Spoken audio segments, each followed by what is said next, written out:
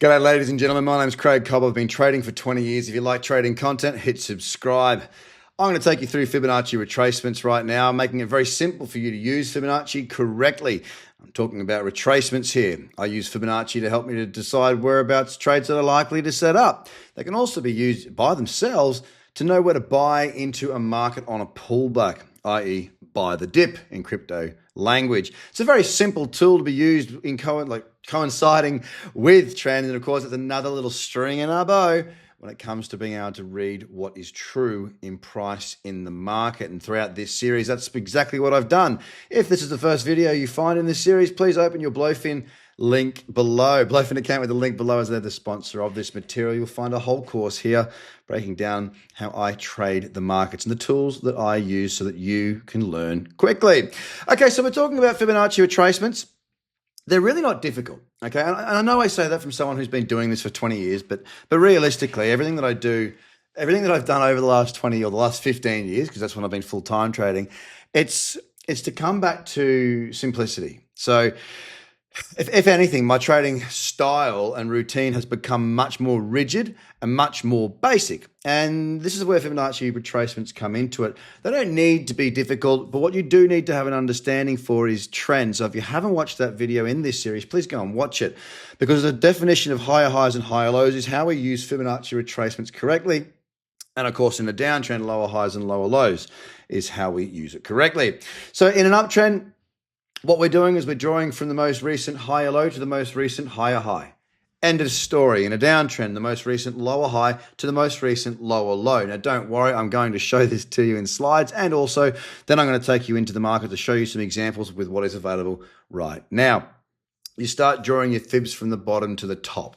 Okay, now I know you'll be saying, geez, Craig, you're making it very straightforward and simple, aren't you? Well, look, honestly, I have seen more than I'd like to admit. People out there that teach people or promoting themselves or putting things up, I just see so many times Fibonacci is being drawn the wrong way, quite literally, not just the wrong way in terms of how it's being applied, but I've seen them drawn upside down. No joke, literally upside down. So what I'm going to be telling you is that in an uptrend, you go from the higher low in the trend to the higher high. The most recent higher low to the most recent higher high for an uptrend. For a downtrend, the most recent lower high to the most recent lower low. Now let me continue with this for you and show you exactly what I mean. First things first, for us to have a Fibonacci retracement, we first need to have a trending market. Tick number one. In an uptrend, we're connecting the higher low to the higher high. In a downtrend, we're connecting the lower high to the lower low. This is how you draw a Fibonacci line from the higher low to the higher high. Yeah, it's not difficult to do. And I'm going to, again, I will make it very, very clear, because I'm going to show it to you on the actual chart. We're going to draw it in. We're going to start layering fibs in, because when you've got a good trend, you can do that. And you'll notice in this particular example, we've got a 50% Fibonacci overlaying a 61.8% Fibonacci level, and they're layered together. Now, it doesn't necessarily mean that I'd be a trader here. It doesn't mean I'd have to take a trade. It may mean that that's the point at which I would put a limit order. So if I'm looking to DCA into a market, depending on the time frame I'm looking at, I can use Fibonacci to give me a point of view to be able to raise a limit order, so I can have that order sitting there live in the market until it gets filled.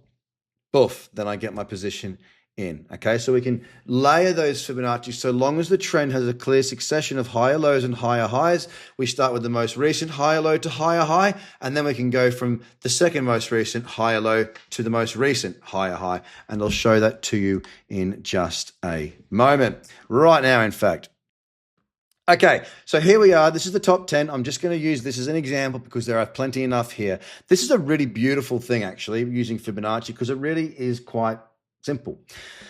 I'm looking here at Binance. This is BNB USDT. And what I'm looking at here with this particular chart is I am looking at an uptrend on a monthly. Now, here's my Fibonacci tool right there. I'm going to draw it from the most recent higher low. So first of all, higher low here, higher high, higher low, higher high. So from here to here, are my two most important points, okay? They are my two most important points there. All right. Now, as you can see, Binance is currently sitting right there at 61.8%. The two levels that you want to be looking to use here are the 50% and the 61.8%. Now, because this isn't an exact strategy in its own right, and I am showing you how to use Fibonacci, what you'll need to do is to go through each of these chapters to start to piece things together as to how, when, and why you might like to trade to create yourself that checklist that you can go forth and trade with. Now, for me, in this particular example, I'll explain a couple of things. Because I'm looking for an uptrend, which I've talked about trend, because I'm looking for the moving averages to be in the correct order, I've got that. And because I want convergence with my MACD, have a look, higher high here. Let me just get rid of this fib for 1 second. From my high to my higher high, higher MACD to higher high. Notice I'm layering things yet again. Trend, tick. Moving averages in the correct order, tick. Price back into that region, that zone, tick. MACD convergent, tick. Okay? These are all things that we're layering over the top of each other. Now, let's throw in the fifth tick and let's have a look at the Fibonacci again. So again, from the higher low to the higher high. Now, given that all the items that I've just put forth to you, all the different checklist items, my stance would be, if I was really looking at this pullback, I probably wouldn't be looking at the 50% for a trade. Why? Well, we know that we want to see the price pull back into this cradle zone, into this buy zone. So the 50% Fibonacci level doesn't quite get us there, does it? But the 61.8 does. So the sorts of things that I might be looking to layer here is, of course, the trend, the moving averages, the convergence, all of this confluence of events. Then we lay the 50%, we lay the Fibonacci over the top, and we see whether it's the 50 or the 61.8% that coincides with the moving average zone right here. So what I'm seeing now is that we've got a round number of 800. We're back into the cradle zone. We're at 61.8% fib in a converging market with an uptrend on this chart. Now, I've just shown you the monthly just because I wanted to show this, because with BloFin, you can absolutely go ahead, when the market's up here before you get this pullback, you can go ahead and you can raise limit orders to get you to buy the dip. It's a great way of doing that. The pullbacks, these Fibonacci points, are a great way of buying that dip. Now, I also want to go and take you into the market of, I think it's AVAX. What am I looking at here? That's the daily. Here we go. Okay. So here we have AVAX, lower high, lower low, lower high to a lower low. All right. So what do we do in this case? Well, we can look at the Fibonacci again, doing it in a downtrend from the most recent lower high to the most recent lower low, which is down here. So let's draw that in and see just what we get. Okay. Nothing really going on here. Again, the moving averages are down here. So again, what I'm trying to do is I'm not just showing you how to draw Fibonacci's. I'm showing you how I might combine that with the moving averages, with the trend, and with the convergence of the MACD, which we have right here. But because the chart's a little bit ugly, it's not really going to work for me. If I look at the 8 hour, the trend's not quite so good. So what I'll do, let me have a look at what else I can find here. Let me find what else. Is there anything? We'll go back to that 4 hour right here. Okay, right. Again, the trends are a little bit wonky at the minute. I mean, we're looking at if I were to draw it here, my example's not very good here, to be honest. It does hit the 61.8 and move, but I'm trying to find a trend that looks really, really nice. Actually, let's go to here where I know I've got a decent trend in here. Okay. So let's go to the 1 hour where we're once again in an uptrend. What have we got? Let's cover it. We've got a higher low here, a higher low to higher high, a pullback into this zone right here in the moving averages, a small bullish candle with convergence. Epic, right? What I'm looking to do here is I'm looking to work out, can the Fibonacci actually help me with my decision-making process? Moving averages, trend, MACD, all ticking the boxes. Let's layer in now this Fibonacci from there to there. Now, of course, the move has already occurred. You can see that it's bounced. But again, you can see in and around this 50 and 61.8% Fibonacci zone, if we can get that coinciding in this cradle zone, in these moving averages, we start to see a whole bunch of things coming together. It's this confluence of events. It's this all of these items getting layered in, coming together, that adds additional focus and and probabilities for our trade to work in our favor, ladies and gentlemen. So this is, again, it's about creating a strategy, creating something that we can replicate, having those layers, tick box 1, tick box 2, tick box 3, tick box 4, so on and so forth.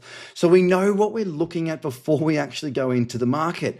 If we know what we're looking for, it makes it a heck of a lot easier. If you're trying to find the very best trades as well, perhaps, let's do it again here. We've got a higher low, higher high, higher low, higher high. So what are we going to do? Going to mark it from the most recent higher low right here. This is the bit to the most recent higher high. Extend it out.